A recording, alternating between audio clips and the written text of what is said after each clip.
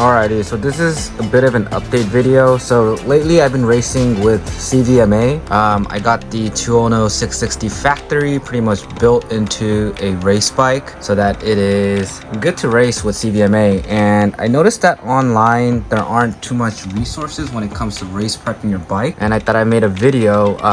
This one is in specific to CVMA. So I have my tech inspection checklist here. We'll go over it line by line item and see how I prep the 660 in particular. I've had a couple folks at the track come up to me asking me how I did certain things, like how I safety wired certain bolts, how I went through about, getting the axles done and whatnot. So I'll go over it one by one, and yeah, hopefully this becomes very helpful for those of you who are looking to race.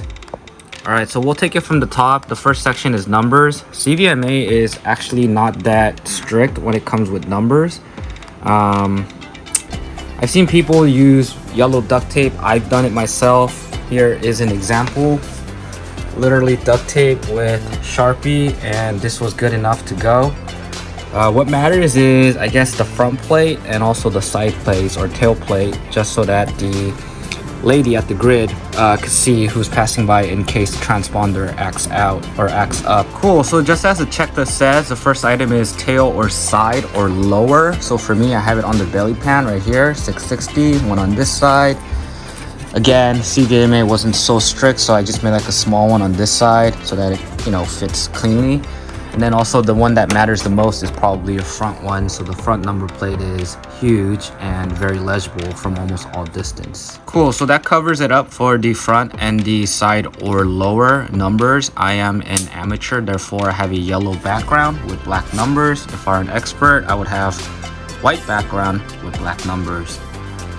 Next one is going over to the safety wire. So these are pretty, I want to say, rudimentary, basic for most track organizations or race organizations, but here is the list, and we'll go over one item, line item by line item.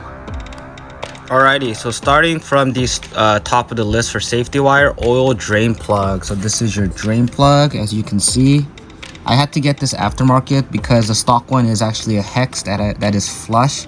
It's really hard for you to drill yourself, but yeah, you could probably make it work. But I ended up getting an aftermarket one that's pre-drilled. So I just did an oil change and I safety wired it to this little bracket down here. So that's one right there. And then the next one is oil filter hose clamp, so no clips. So it's a hit or miss with CVMA. So this is a high flow, which has the race tip, I want to say. So it has the built-in like pre-drilled tip for safety wiring. It was funny because my first round I was able to pass tech. However, my friends who had the same filter all got rejected. So for me, for the second race that I participated in, I ended up just putting on a hose clamp because I didn't want to risk it. And this is how you do it. The way you do the hose clamp is you want to route it so that the wire actually goes through the groove of the screw, and then that it's a loop, and then it gets tied up to something secure to the bike. So that's one, or that's the second one. Next one is the oil filter cap, so no clips allowed. This is very straightforward. I have it on the other side. Let's take a look. This is how I did it, the cap, and then wired to another bracket right here. Cool. And then the other one after that is the oil filler cap, which I just covered. So the one after that is any bolt or hoses that retains oil. For the 660, there's nothing else. I think the R6 has an oil cooler with an additional oil cooler housing. You have to either JB weld or I want to say safety wire for those. I'm not an R6 expert here, but it doesn't pertain to the 660. Radiator cap, this was also safety wired. I just drilled a hole onto the cap. I don't know if you can see it from here. Actually, you can. So you can see that I drilled a hole, safety wired from this cap, this side of the cap, and then over and then onto something more secure. So that's done. Water pump. So the water pump drain bolt is this one right here. The one that looks like a turbo. This one right here is your drain bolt. So again, drilled a little tiny hole here onto this bracket, safety wired it forward. Cool. And then the other one is front brake caliper bolts. Pretty standard. both sides. Rear brake caliper bolts, pretty standard as well. So again, for the 660, I had to get these aftermarket because the stock ones were flush, and again, it's really hard to drill through. Therefore, aftermarket pre-drill bolts will save your day or make your life easier, and that's what I went with. Oh, however, for the front ones, I was able to actually drill them out. They're pretty easy. So yeah, didn't buy aftermarket ones. Front axle or axle nut. So this could be actually skipped or bypassed if you have axle sliders, because the axle sliders will prevent the axle from falling out or the nut to fall out. This will come out first, and therefore you'll know if anything happens. But if anything, this has nylock washers, so it works as a, I want to say, safety feature. So if you have axle sliders front and rear, you technically don't have to have the axle safety wired. So yeah, and then the second to last one now is front axle pinch bolt. So for the 660, it only has a single pinch bolt. And what I did was I actually used a clip, safety wired it, and then routed it down here. So it goes from here, down, and then over to this little hole right here. And yeah, and that's about it, honestly. So rear axle nut, same thing with the axle sliders. It's covered and you're good to go.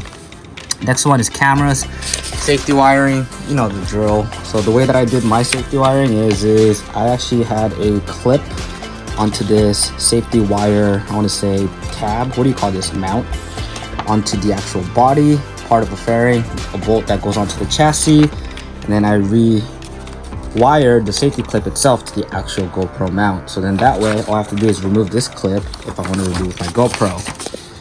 So yeah, cameras, that's it for that one. Next section is brakes and brake guards. So functioning brake, also the rear as well, and then also you need a brake guard. So that one's done as well. Belly pan, you don't have to have it inspected. You have to actually have it removed for tech inspection, depending on what race org you're with.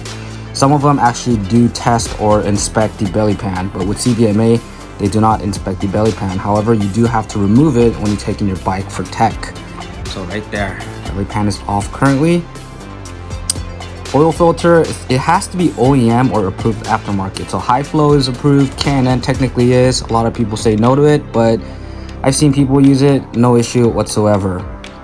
Radiator fluid, only water wetter, Kool-Aid, and engine ice water. But anything that doesn't have glycol, pretty much, right? You can't have anything slippery chemical in case the bike goes down. It's gonna cause other people to slip.